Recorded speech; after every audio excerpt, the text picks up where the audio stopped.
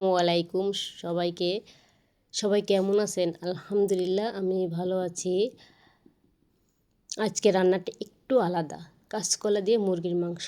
সত্যি বলতে কি আমার মা কখনো এভাবে রান্না করেননি, কিন্তু আমার মেয়ে বলল, মা কাঁচকলা দিয়ে মুরগি রান্না করো না, আমি খেতে চাই। মেয়ের মুখের সেই আবদার, সেই হাসিটা দেখেই আজ রান্নাঘরে নেমে পড়লাম। প্রথমে কাঁচকলাগুলো আমি ছাড়িয়ে নিয়েছি খোসা, তারপরে ভালো করে ধুয়ে নিয়েছি।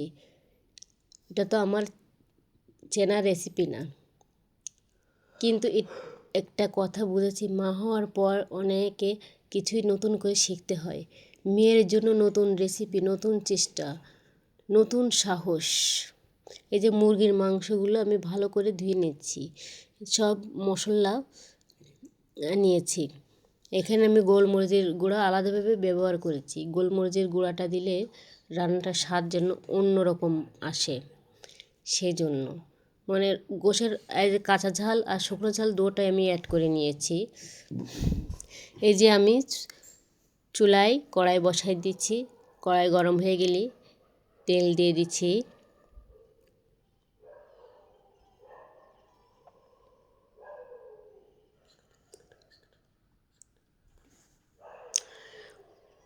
প্রতিটি মা তার সন্তানের জন্য নিজের মতো করে নতুন পথ বানায়। তারপরে এই যে মশলাটা দিয়ে দিচ্ছি, মশলাটা ভালোভাবে কষিয়ে নিতে হবে। মশলাটা ভালোভাবে না কষালে গন্ধ বেরোবে, তার জন্য একটু মশলা কষানোর জন্য একটু পানিও দিয়েছি। একটু পানি দিয়ে কষালে মশলাটা আস্তে আস্তে কষানো হয়, ভাজা ভাজা হয়, মশলার গন্ধ থাকে না। এই হয়ে গেছে। কথাটার মধ্যেও ভালোবাসা আছে, সেটা পৃথিবীর সবচেয়ে সুন্দর শব্দ। এখন আমি দিয়ে দিলাম মুরগির মাংস। আমি একটু ছোটো ছোটো করে কেটে নিয়েছি, কেননা কাঁচকলা দিয়ে রান্না করতেছি এই জন্য। কিন্তু আমি আগে কখনো খাইনি কাঁচকলা মুরগির মাংস।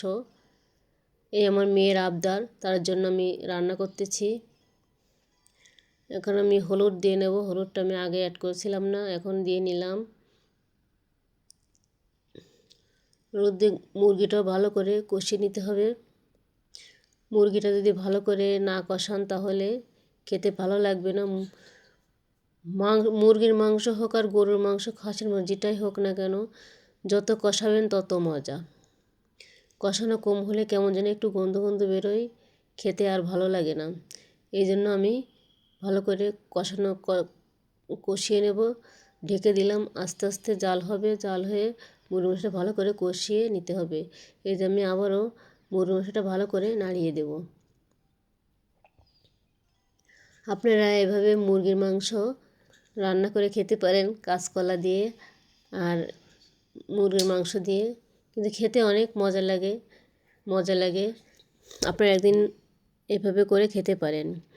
আর আমার চ্যানেলটা যারা দেখতে দেখতে আমার ভিডিওটা দেখতে দেখতে যারা এই পর্যায়ে চলে এসেছেন, তারা লাইক, কমেন্ট, শেয়ার এবং সাবস্ক্রাইব করে বেল বাটনটি বাজিয়ে দিবেন, দিয়ে আমার পাশে থাকবেন নতুন নতুন ভিডিও পেতে, এরকম অনেক অনেক রেসিপি পেতে।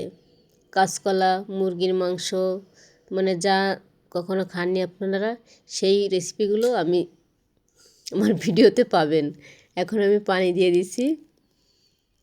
একটু পানিটা বেশি করে দেবেন, কেননা কাঁচকলাতে একটু ঝোল থাকে না, ঝোল হয়ে কাঁচকলাতে টেনে নিয়ে যায় পানি। এখন আমি কলাগুলো দিয়ে দিচ্ছি। কলাগুলো দিয়ে ভালো করে খুন্তা দিয়ে নাড়িয়ে দেব। এই যে ঢেকে দিলাম যাতে কলাগুলো সিদ্ধ হয়ে যায়।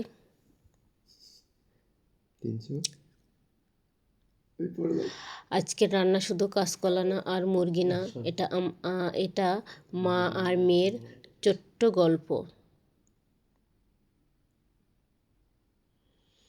এই যে মাঝে মাঝে একটু নাড়িয়ে নিতে হবে, নাড়িয়ে ডেকে নিতে হবে। আলহামদুলিল্লাহ আমার প্রায় রান্না হয়ে গেছে। মেয়ে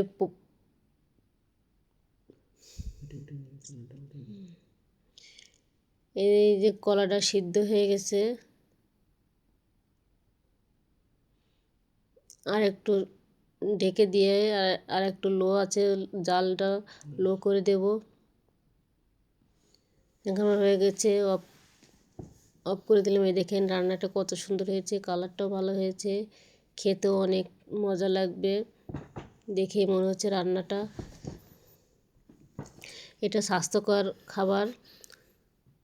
কলা খাওয়া শরীর পক্ষে অনেক উপকার। এই যেমন রান্না হয়ে গেছে, দেখেন কি সুন্দর হয়েছে রান্নাটা, মনে হচ্ছে খেতে অনেক মজা লাগবে। আল্লাহ হাফিজ। কি এই বন্ধ করে স্টপ করেছো? স্টপ করো তো।